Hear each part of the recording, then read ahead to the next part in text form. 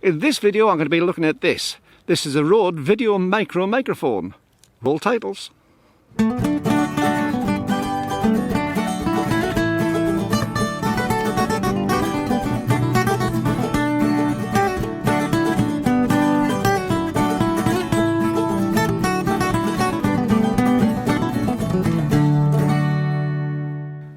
Hi YouTube, Brian James at Micro Four Thirds Guy with you once again.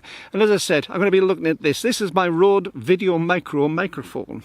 And as I've said a few times on videos before, sound on videos has been something of a new art for me. It's something I'm learning as we're going along. And although I do sound on live performance a lot, it's a very, very different thing on videos.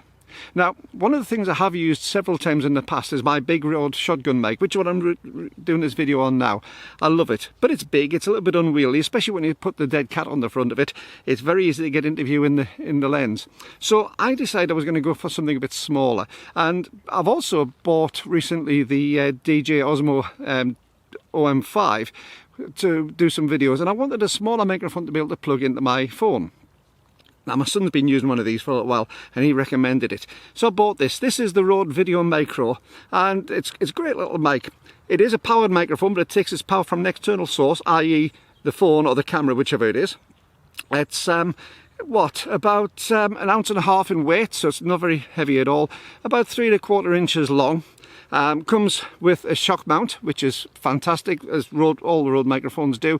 Really stops an awful lot of the vibration coming through, and also it puts it out the way enough from lenses. If you've got a particularly noisy lens for focusing and things, it keeps it out of the way of that, so it does actually reduce that noise considerably compared to the onboard camera. Now, as I say, it's a small, neat little microphone. It comes also with its own dead cat, which is great. Cost UK about £50. The dead cat fits neatly on, compresses onto it, and these really are worth their weight in gold because they cut down on a huge amount of noise. If you've got a windy area, it really makes it a usable microphone. And also it acts as a fantastic pop filter. If you get that sort of p noise from the microphone, these will cut down that popping sound from it. The lead on it is a normal 3.5mm TRS jack on both sides. However, if you're going to be using this on a mobile phone, you need a TRRS jack. And Rode do one for about £10 UK. And one end of it's grey, which has got the 4 fit in the TRRS. And that will allow you to use it with mobile phones, such as an iPhone with the iPhone adapter onto the Lightning connector, or straight into your Android phone, or your iPads, or whatever. On normal cameras, it just works straight in. So putting this on my Lumix G9, just as I have done in the past, it works straight away. Now I have had a problem because I've used it quite a few times on the Lumix G9. Then I decided I was going to do a video on the Olympus OMD EM1 Mark II that I have, and it didn't work. So I had to try and work out how that was done. I think I've sussed it.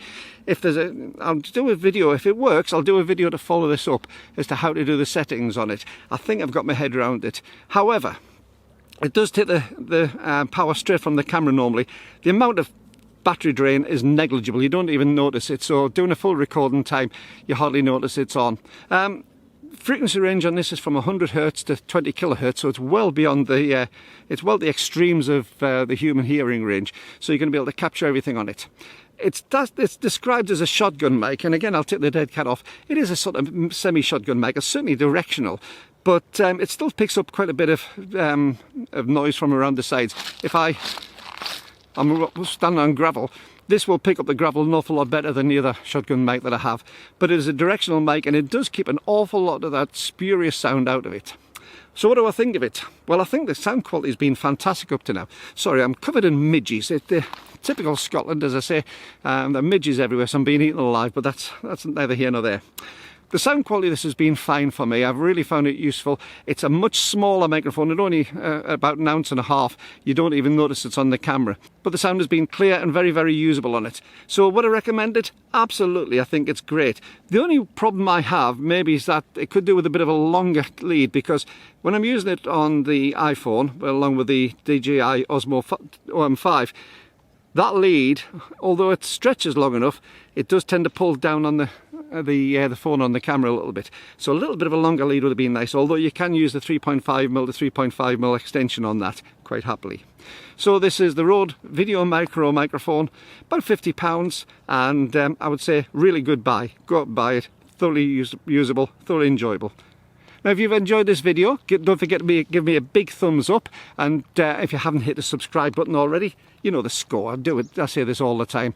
And also, thanks to all of those who've given support to the channel in the past. Really appreciate it. Till the next time, keep on taking your camera out, keep on taking your microphone out with your camera, and take some great photos and videos. Have fun with it. See you next time. Bye-bye. Get off.